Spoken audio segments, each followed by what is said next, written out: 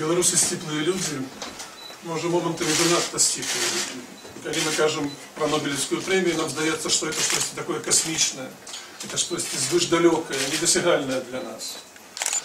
Абсалютна ўпэўнены, што беларусы, якія столькі гадоў стойка адстойваюць свае правы на годнае жыццё, змагаюцца са страхам, хочуць жыць у свабодзе, яны заслужылі на тое, каб сярод іх быў лаўрэат Нобелевскай прэміі.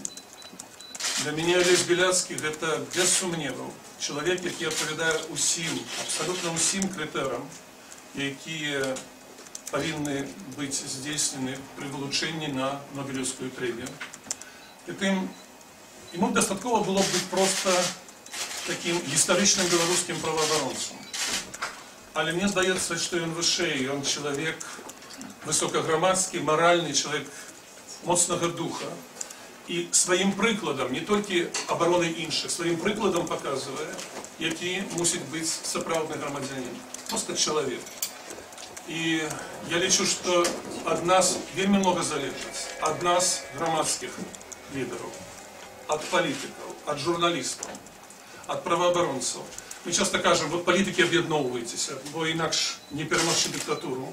Я лічу, што мы ўсе павінны аб'яднацца, каб падтрымаць кандыдатуру Алеся Беляцкага. За такого чалавека не сорамна, а людзям, якія змагаюцца за свабоду, вельмі важныя аўтарытэты, аўтарытэты прызнаныя ў свеце.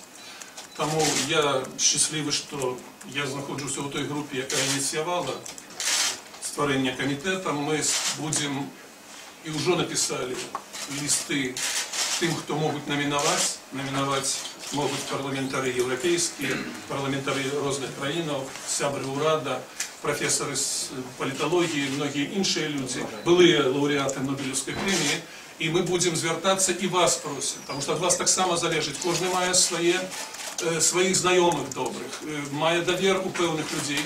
Давайте папрацуем на Беларусь, потому что это был бы для нас достойный символ. Лауреат Нобелевской премии, белорусский правооборонца Алесь Беляцкі.